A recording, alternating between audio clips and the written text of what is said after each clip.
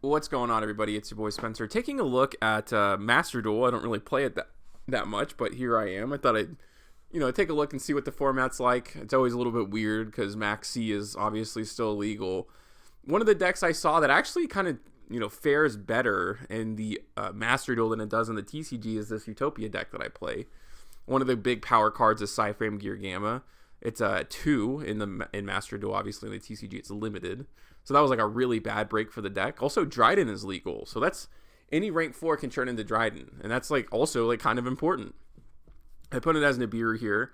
Unfortunately for my opponent, I kind of had all the extenders. So here comes the Nibiru token. Still going to be able to do some pretty cool stuff. So I can go ahead and Monster Reborn there. I did have the Heroic Challenger Star in my hand. So it's going to be able to make it a level 4. I can change those into the Spicy Tech. I'm sure you guys know it by now. That's the Mathmech engine never locks you into Cyberse as long as you don't play most of them don't lock you. Like Circular somehow doesn't lock you into Cyberse. How absolutely ridiculous of an oversight is that? I contribute the token, which is actually pretty cool, so I can get Circular in rotation, and then obviously that can go ahead and trade itself out. That way I get the last name in rotation, and then Super Factorial is online. So this is pretty cool. It was a pretty good opening, obviously. And then I can go into Chalkanine. Could have gone into Dryden, but I think F-Zero is just a little bit better because I also do, like I said, I do have the Mathmech Trap that is going to give me a really good card, right? Laplacian is just kind of ridiculous. The Mathmech stuff is so good. It was like one of the best revelations I ever made about this Utopia deck. And I kind of feel like I can read. Like he was going to the battle phase and I'm going to assume my opponent knows how to read, so I'm thinking he's going to crash into my card and he's going to activate Evenly Match. That's pretty much an easy read there. Otherwise, why would he do that? I don't think my opponent, is just, it's the only monster, right? If it was a bunch on the board, maybe he'd forget to read it, but I don't think so. So all I have to do is get rid of the Nibiru token, one random card. Hopefully it's not evenly matched. That way I can negate it. And he has one less card. So he's down to 3. I still have F-Zero, so we'll see how that ends up working out. It's kind of unfortunate. My opponent had a pretty good opening, right? The Nibiru token obviously hurt me quite a bit. But he does, of course, he has the adventure. Now, the only thing is, I got rid of Griffin, so I'm thinking maybe he doesn't actually have a target. But he does play the illegal knight, but that's fine. The only thing I have to do is, stop this from going through. Because if he summons it, he can obviously get the equip spell, and that's very bad. So I'm going to go ahead and negate it. Now he can do it again during my turn, but that's fine. It's, much easier to take care of. Of course, the equip spell also won't be able to do anything when he equips it during my turn. This is an XYZ deck, so as you might imagine, there's Zeus, which is a very easy out to all of this. So there we go. I normal summon. He goes for the equip, and then he actually has a Pointer of Red Lotus, which is very strange and random. So, okay, I mean, that can go through. I guess that's fine. It kind of leaves me in a weird spot, obviously. And he's going to go for the illegal knight. All I have to do is steal it. So it's a negate and steal. Can't use the effect. I don't have anything else to worry about.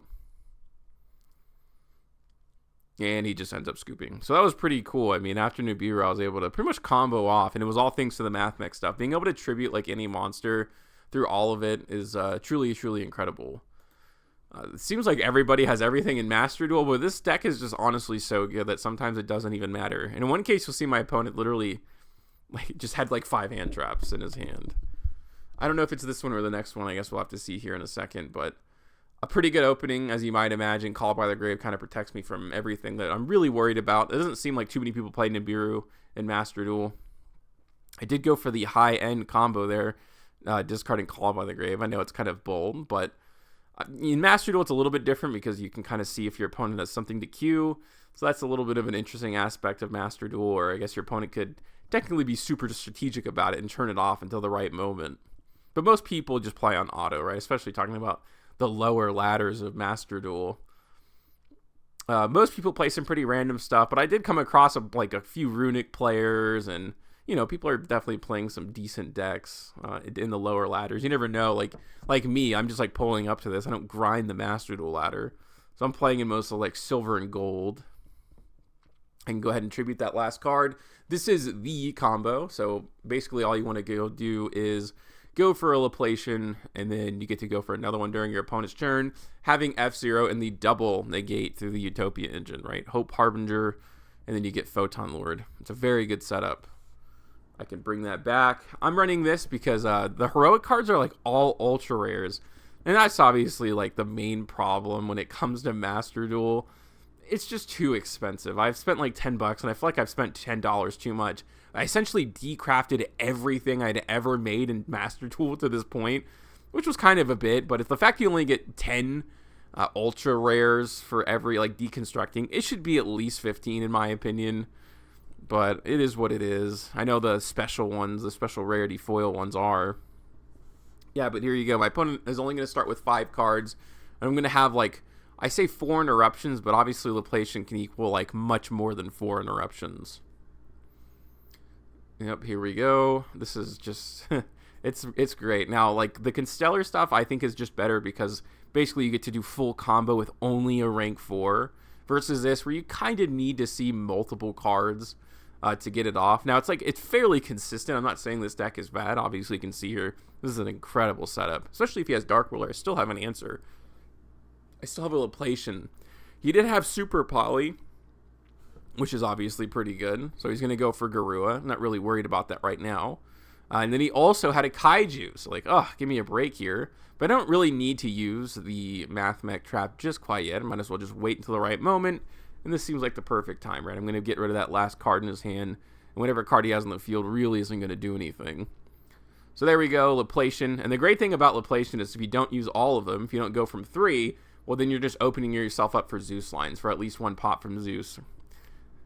The deck's awesome. I do have this deck in real life. It's like just extremely fun. I got rid of Master Reborn, so that's obviously pretty cool. He could have used that for like my Hope Harbinger. Now, I did have the negate with Laplacian, so I guess it doesn't ultimately matter.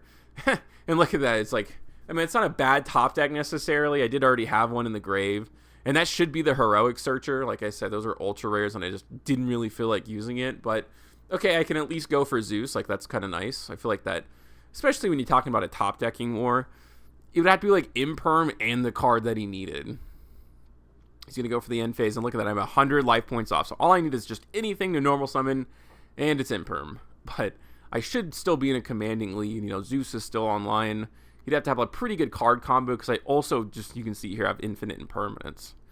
So even though I didn't have enough lethal, I'm pretty sure the Imperm is going to secure my victory here.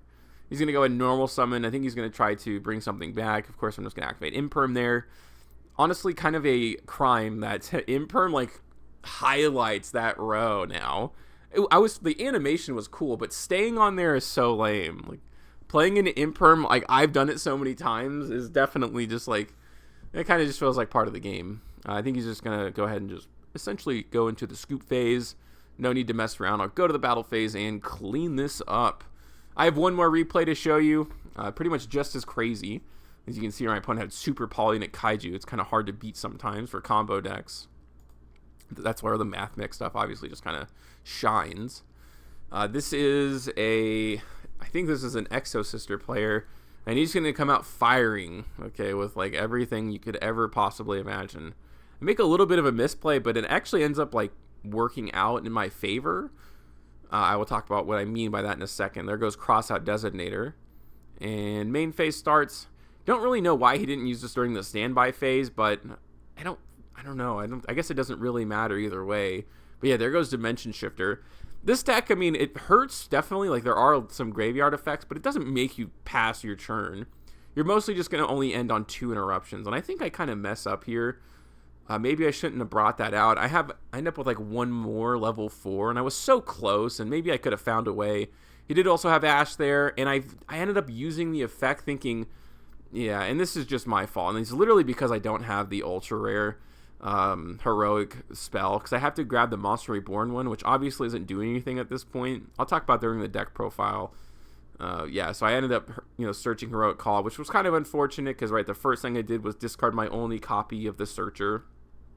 I normally can search that, and it can search the level 1 that special summons itself. So instead of having, I was also going to have Drident to this end board. So imagine that I actually had this card. I'm going to be able to go through Utopia line, which is amazing, and then I can kind of, do the rest there.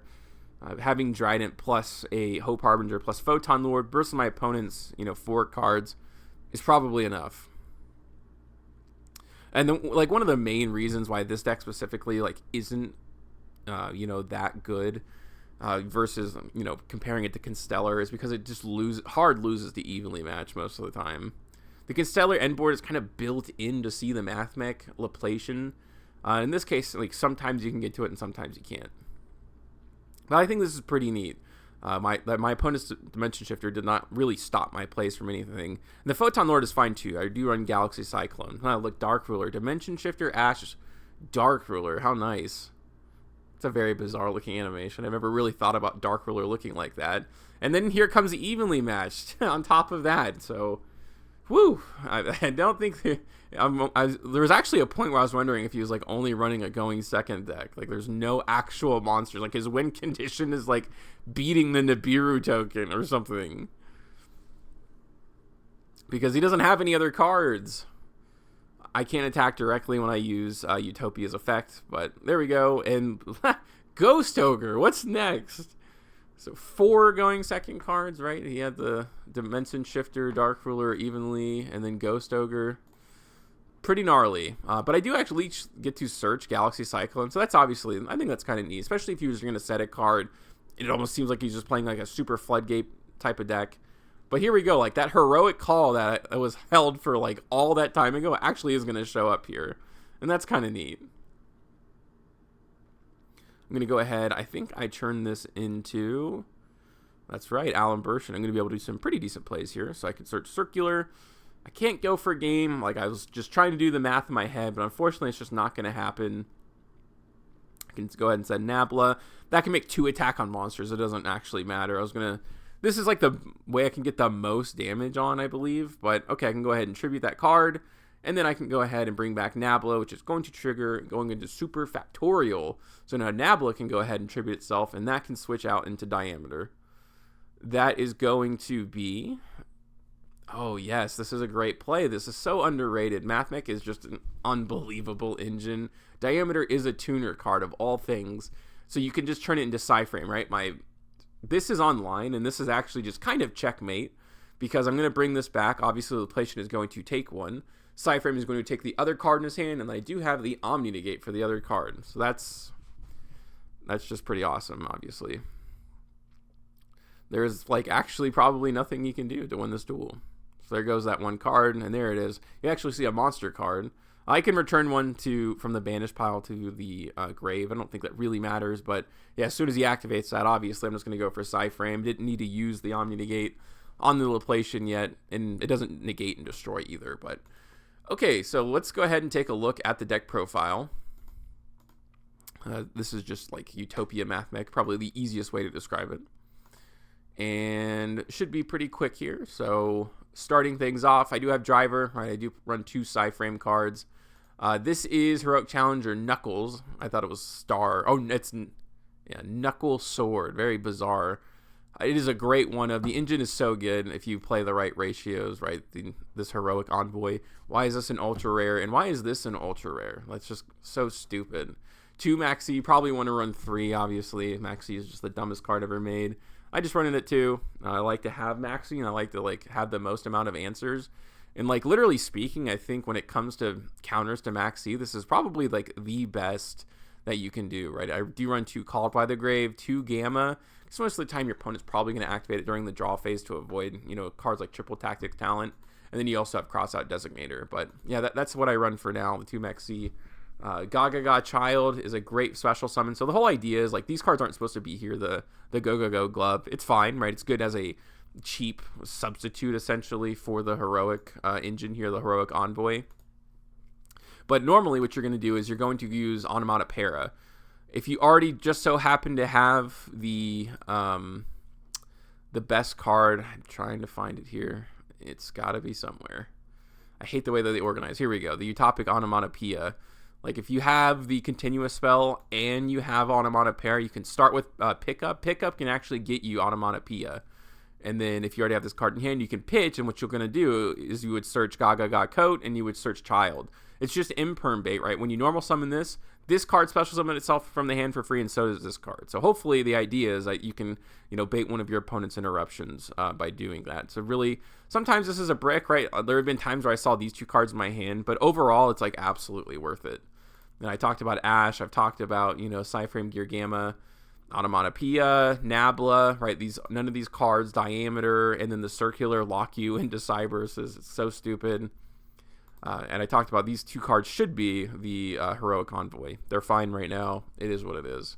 2 copies of Armed Sage. This is just a free special summon. 3 copies of Ascended Sage.